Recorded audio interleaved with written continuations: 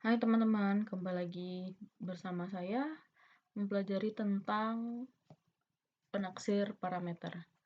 Nah, pada kesempatan ini kita akan membahas tentang penaksiran untuk proporsi. Nah, di sini ada proporsi yang dilambangkan dengan P. Jadi untuk menaksirnya atau nilai taksirannya itu adalah P topi. Jadi bila P topi menyatakan proporsi yang berhasil dalam sampel acak ukuran N dan Q sama dengan 1 kurang P topi, maka hampiran selang kepercayaan 1 kurang alfa dikali 100% untuk parameter binomial P adalah, jadi rumus untuk P itu adalah P besar dari P topi dikurang Z alfa per 2 dikali akar P kuadrat kali P topi kali Q topi dibagi dengan N.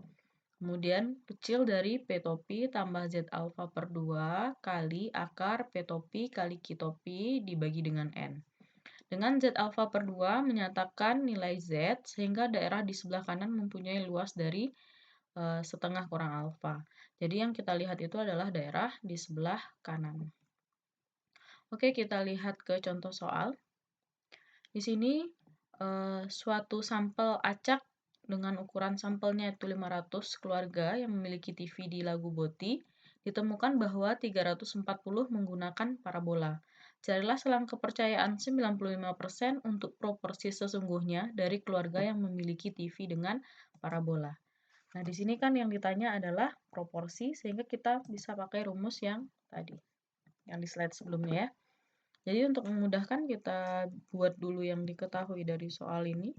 Yang pertama N-nya diketahui 500, kemudian X-nya 300, kemudian taraf kepercayaan atau 1 kurang alfa dikali 100% itu sama dengan 95%. Yang ditanyakan itu adalah selang untuk proporsi. Nah, karena di sini yang ditanya adalah selang, sehingga kita butuh mencari dulu nilai proporsi dan Z alfa ya. Kita coba cari dulu nilai alfanya. 1 kurang alfa dikali 100% itu sama dengan 95%. Oleh sebab itu alfanya berarti 5% atau 0,05. Nah, karena alfanya 0,05, berarti kita bisa menghitung nilai Z alfa per 2. Berarti itu adalah Z 0,05 dibagi 2. Jadi Z 0,025. Nah, seperti yang digambar kita ini, karena tabel kita itu adalah daerah sebelah kiri, maka untuk mencari daerah sebelah kanannya harus pakai 1 kurang. Berarti Z 1 kurang 0,025. 025. Itu adalah Z 0,0975.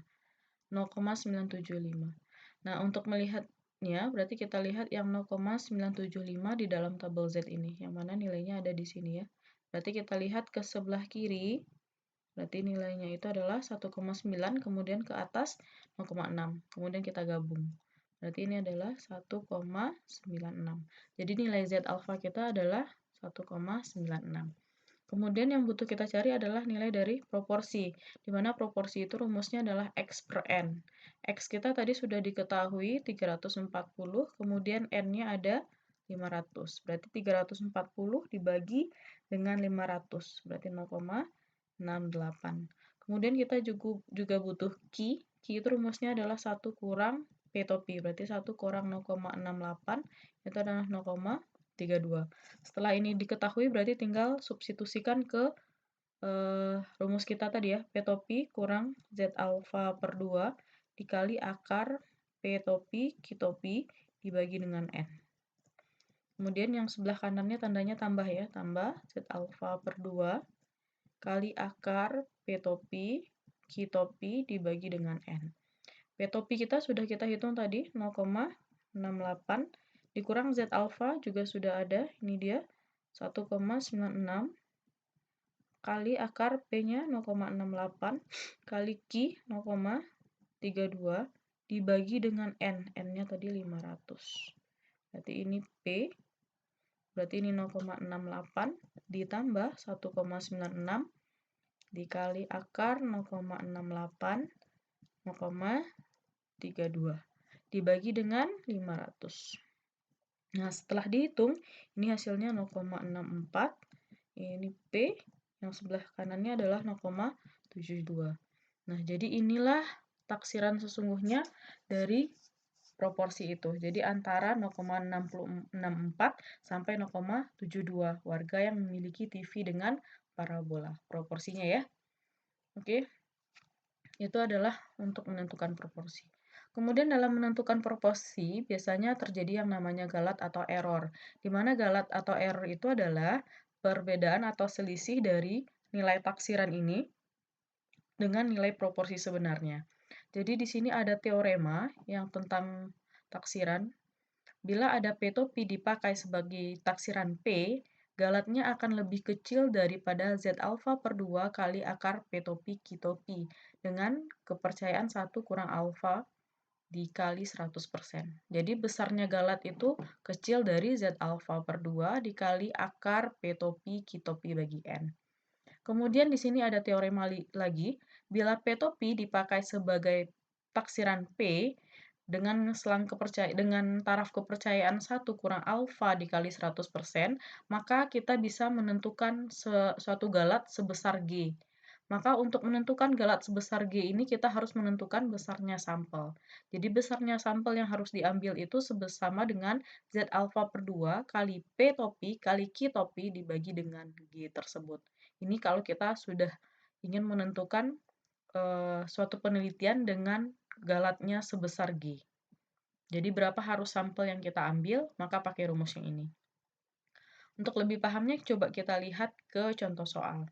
Berapa besar sampel yang diperlukan dari contoh sebelumnya, berarti yang contoh TV tadi ya, agar taksiran P meleset kurang dari 0,02 dengan kepercayaan 95%.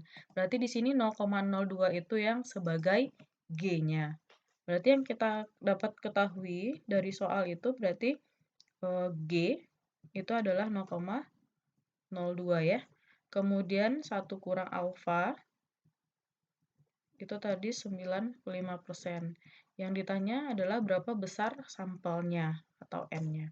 Maka untuk menjawab ini kita bisa pakai rumus yang barusan, yaitu Z alfa per 2 dikali P topi kali Q topi dibagi dengan G kuadrat.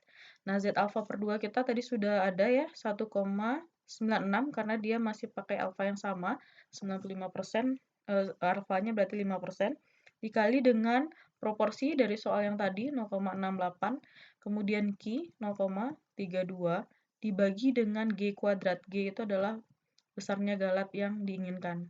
Berarti dia hanya menginginkan 0,02.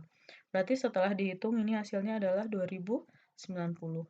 Jadi kalau kita ingin menentukan sebuah sampel dalam penelitian bisa pakai rumus ini jika kita sudah pasti menginginkan galatnya sebesar segini dengan taraf kepercayaan 95%. Kemudian ada teorema berikutnya, juga masih sama, yaitu tentang menentukan besarnya sampel yang harus diambil kalau kita menginginkan suatu error atau galat sebesar ini. Nah, bedanya dengan yang rumus sebelumnya, kalau di rumus sebelumnya kita harus menentukan berapa besar, harus menghitung dulu berapa proporsi atau P dan berapa Q dari penelitian kita. Nah, tapi kalau di teorema ini kita tidak perlu menghitung P dan Q-nya. Cukup dipakai rumus N sama dengan Z alfa per 2, lalu dikuadratkan dibagi dengan 4 kali G kuadrat. Nah, contohnya seperti ini. Berapa besar sampel yang diperlukan pada contoh sebelumnya agar kita yakin paling sedikit dengan kepercayaan 95%, taksiran P meleset kurang dari 0,02. Berarti yang diketahui itu masih sama ya dengan soal yang tadi. Yang diketahui berarti 1